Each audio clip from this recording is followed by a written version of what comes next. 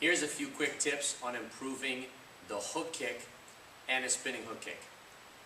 I want to show you a way to practice so that you'll be able to do it without worrying about having to balance. And I'm going to show you holding on to the wall. I'm going to use this for support. I'm going to put my base leg, the one I want to stand on, turned toward the wall. And working on the hook kick, I'm going to pick up my leg and pull it in. I'm going to avoid having my knee too high and my foot too low. And I also want to watch out for having my foot too high and my knee too low.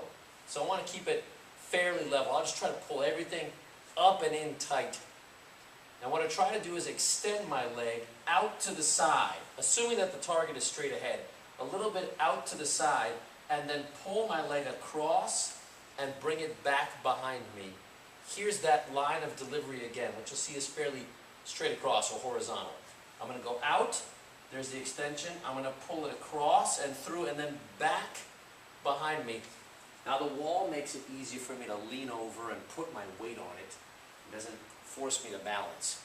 So as you're doing this, whether you hold the wall or you hold a chair or anything you want to use for support, just get in the habit of picking up your leg and pulling it in tight, extending out, pulling across, and pulling it back behind you. If I do that without holding on to anything, I've got to focus on keeping good posture and doing the same thing. Bringing my knee up and around and across. Bringing my knee up and around and across. So there's that motion of drawing your leg in, bringing it down and back behind at whatever level of flexibility you have.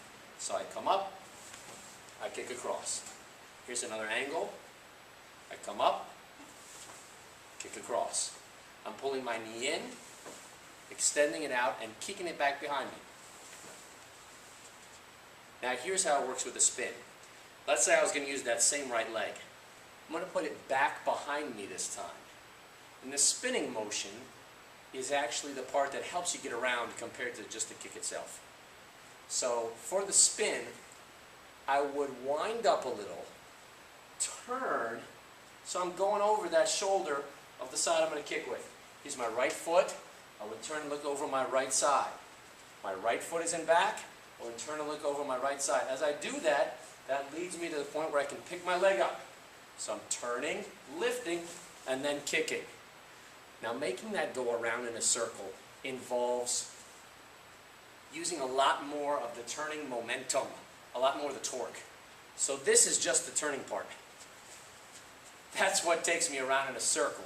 I've got to get used to being able to spin. Once I can make that nice spin, I can spin and pick my leg up with it. I don't even have to extend the kick yet. I can just spin and pick my leg up with it. As I'm doing that, which by the way is the same way that I would lift my leg up and chamber or get it ready, even if I wasn't spinning, for that same hook kick motion, that same drawing up, I would turn and spin and then kick the leg out. Now my goal is to make a full circle. So to do that, I would spin faster because the momentum can carry me around. I'm turning backwards over this back shoulder, spinning and kicking. And of course, how high you kick depends on your flexibility and how high you can pick up your knee and lean back as you go and things like that.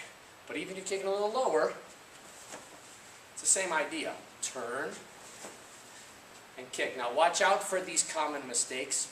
I'm going to show this toward the direction of the camera. This is a kick that's cutting down at an angle. You don't want that too much. You can see my foot's coming downward. You don't want this either, where your foot's coming upward. You got this awkward position of your leg. You want to avoid that as well. Ideally, you come pretty much horizontal across. So if I'm looking toward the camera, I'm turning, kicking across that way. And go a little faster and try to get back to my stance. Just for perspective, I can show it off in this angle as well. I can turn, lift, kick, and come around. And honestly, it sure is easier if I can spin fast and use that momentum. So I can turn and kick, come around. Turn and kick, come around. Sometimes when people are first learning it, they spin with their arms way out, which is okay for the learning process. Turning and getting yourself to go around. but it's really a giveaway. It's like saying, here I come. It lets your opponent know what you're doing. So ideally, you keep everything tight and you spin fast, tight, and kick. So it's not such a giveaway. Turn, kick, and spin fast. Here's the slow motion. I'm keeping things tight. Turning. There I am looking over that shoulder. That gets me going.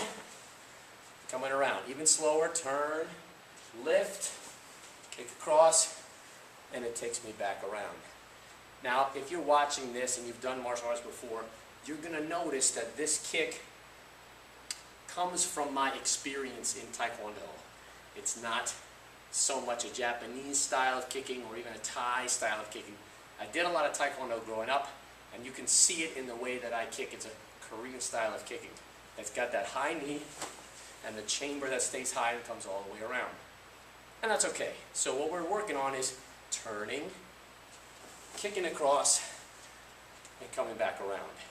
If you're not doing the spin, all you're doing is lifting up and kicking across. Try it with good balance. Lifting up, kicking across. Lifting up, kicking across. You can even bring your back leg forward, just like you would on a front kick, just like you would on a round kick, but you bring your knee all the way in and then swing it back around. That's a little more awkward, but it's doable. Point is, whether you're bringing up this leg, kicking across, or whether you're turning and kicking, your goal is to make the kick work the same either way. And just go from one side or the other side, or with a spin. Now, if you were going to hit a target, which I'm not demonstrating in this video, you could strike with the heel, right, the hard bony part of your foot, or even with the ball of your foot, or just the whole bottom portion of it in a slapping motion that could come across sideways. It depends how much impact you want to make on the target. If I was doing something like breaking a piece of wood, breaking a board, I would need something really hard like my heel to hit that target to try to break through. But if I was doing a sparring match that was light contact, say I was just going for points instead of a knockout, in that situation, I wouldn't want to slam my heel into my opponent's head. I just want to touch with my foot to score the point. So depending on the situation, you might use different contact points on your foot when you're striking to a target. But back to the mechanics. I'm going to hold the wall again. Remember to pivot, turn your body, not too far. This is over pivoted. I can't even pick my leg up very well that way. I just turn a little, so I'm kind of looking over my shoulder, got my base foot turned away. I pick my knee up and in. Instead of extending straight, which would be the side kick, I'm extending off to the side, kicking my foot around and back behind me. I'm holding that wall for support. Here's the starting position. There's the extension. Follow through, right there is following through, and then pulling back behind me so I can go back into my stance. I hope that helps you some with the hook kick, and of course if you have any questions, contact me and I'll be glad to help you out. Thanks.